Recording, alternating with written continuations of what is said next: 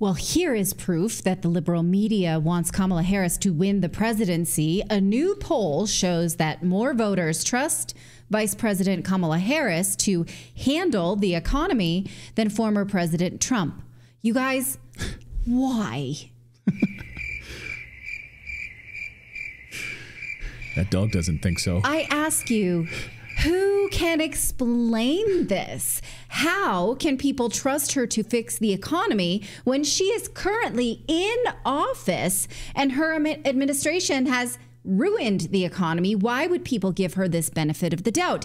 Here is what we're going off as voters. Last week, a reporter asked her what she would do about inflation, and she just reiterated that inflation is a problem. What else are you going to do to fix this problem with inflation? All right, thank you. Well, let's start with this. Prices have gone up, and families and individuals are dealing with the realities of that bread costs more, that gas costs more. And we have to understand what that means. That's about the cost of living going up. That's about having to stress and stretch limited resources. That's about a source of stress for families that is not only economic, but is on a daily level, something that is a heavy weight to carry. So it is something that we take very seriously, very seriously. And we know from the history of this issue in the United States that when you see these prices go up, it has a direct impact on the quality of life for all people in our country. So it's a big issue, and we take it seriously. And it is a priority, therefore. Okay, so, you know, I don't really relate to her. Yeah, as a mom of three. It's just like, well, what do you plan on doing about the border crisis? Well, the border is the edge of our country. It's where our country is separated from either Canada or Mexico. I think you're talking about Mexico, and that's where the border is at. Like, thanks. Yeah. Therefore, like, what are you going to do about we'll it? Take it seriously. We'll take it seriously. I'm going to do that the next time you ask me, like, hey, can you take the recycling to the curb? Yeah, can you take the laundry upstairs? And recycling is an issue. Recycling is important. And it does go to the curb. And it does go to the curb. You're right. And when I see it sitting in the garage and it's not at the curb, I know it's an issue. Yeah. And therefore, it should belong at the curb. I am aware. Not in the garage. That it needs to be rolled. I'm not going to do it. To the curb. I'm not going to do it. But I know that it's there and it needs to go to the curb. Right. So that's what we're going off of. You guys, this is the information that has bolstered the confidence of voters to say that she is better equipped to handle the economy than President Trump. And at a rally over the weekend, she even said that the economy is good by many measures. By many measures. She didn't give us those metrics, but she says it's good. But she says she will fix food prices when she is president. We believe in a future where we lower the cost of living for America's families so that they have a chance not just to get by, but to get ahead.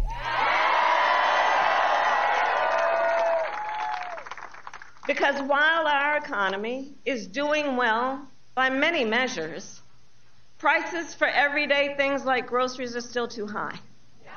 You know it and I know it. You know, when I was Attorney General, I went after price-fixing schemes. And when I am president, it will be a day one priority to fight to bring down prices. Oh, okay. Good. I mean, now, two things about that. Number one, when she says you know it and I know it, I don't feel like we are bosom buddies who go to the market for our families. I'm sorry, but that relating to me like that, it doesn't work. Don't do it. Number two, why wait, girl? Why wait until you're president? You are currently in power, in office. Shouldn't you just do this now if you've got such a great plan? Or do you hate Joe Biden so much that you can't put your great plan in action while he's in office? And also, you may be out of office in just a few short months. So if you actually cared about people, you would set that plan in motion right now. So I don't understand why those people are applauding. Do you? No, I don't at all. I mean, all you need to do is go to the grocery store. We went shopping the other night, like at a Kroger, right? Yeah. To get our groceries. And we were like, and we didn't get that much. We got like a couple bags. Yeah. And it was like $300. $300. And you were like, that was $300? Like, what the hell did we get? We got like cheese and eggs and, you know, cottage cheese. And I was like, what in the hell? Well, in the defense of that, Bill, I did get a $50 Amazon gift card for the pet sitter that our dog ran away on. So it should have been $250. And I did, well, to be fair, I did buy some kitchen shears as well. So that was like $10. Okay, but nevertheless, I was still like, we had like 3 bags. Because it wasn't I need to tell my joke because I needed to apologize. I put a note in the mail, PAW, because our dog ran away on this pet sitter and ruined her weekend. Anyway, so that was an aside. We were in California, for my son's birthday, and get it, Paul, PAW. Anyway. Okay. Anyway, so yes, this is all part of the rebranding of Kamala Harris as this economic genius. Historian Victor Davis Hanson laid this out over the weekend, and I thought it was worth playing this bit from the Daily Signal. Left to make the argument that he couldn't step down even if he was decrepit because Kamala Harris was inept, and then suddenly she was remanufactured as brilliant, and she was then coronated, wiping out 15 million votes in the primary. So it was all a confused tumult, and out of that tumult, she emerged as young, brilliant, at least the media, and she adopted the same methodology that Biden had found successful in 2020. She's going to stay in the basement. She cannot speak extemporaneously like Biden could not. Okay. Are we falling for this? She's being recast as young and brilliant. We did not think this collectively. Nobody thought this before she took over this ticket. Am I missing something? Am I on glue? How did this happen out of the blue? And she's had the answers all this time, but she kept them to herself because. So, okay, let's look at the poll that the Financial Times and the University of Michigan Ross School of Business gives us. So let's look at this bit by bit. Regardless of your opinion of the candidates, how would you vote for president or how you would vote for president? Who would you trust most to handle the economy? So as of August 2024, by 42%, voters are trusting Kamala Harris. Based on what? I do not know. Airheads. I don't know. 41% are choosing Donald Trump, and then a bunch of people are choosing neither. Now, who do you trust? This is interesting to handle issues with China. More people trust trust Donald Trump than Kamala Harris. I guess that's not really surprising. Let's go to question 15. If Donald Trump wins the presidency, do you think his economic policies will leave you financially?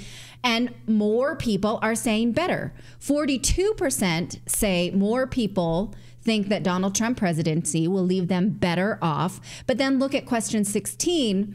Do you think Kamala Harris presidency will leave you better off? Well, 33% say better off, 38% say worse off. So it seems like a very skewed result, because if most people are saying that a Trump presidency would leave them better off, fewer people are saying Kamala Harris. I don't understand. Maybe they didn't understand the question. You see how this is incongruent?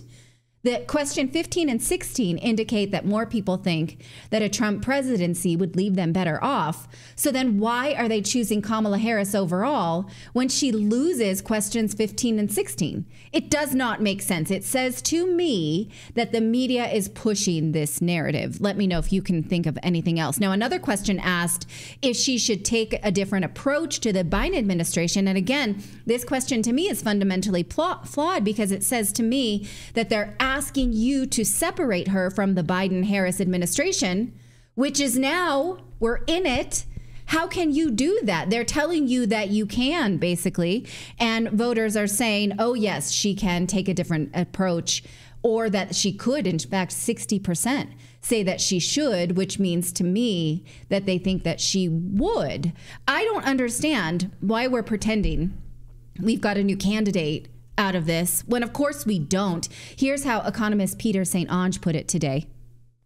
That means a lot is riding on the next election. If media manages to haul Kamala over the line, we get Bidenomics double time all the way down. If, on the other hand, Trump pulls through, going by 2016, we could get out of recession a lot faster with a lot less pain. Okay, now the economy, I would say, speaks for itself under Joe Biden, as it did under President Trump. Trump's policy was to stimulate business with tax cuts and encourage unemployment and growth. Did he shrink government? No. Did he shrink the military? No. But at the very least, we had fewer escalations of foreign wars. Biden's policy is that you should have less because of the environment, that your tax dollars should fund foreign wars and the government should drive employment through government expansion. That's where we currently are. And yet we still get headlines like this as if Kamala Harris is this revolutionary when really she's said and done nothing new at all. Are we that dumb? Or do we give her a hard pass for a shit job during the Biden administration?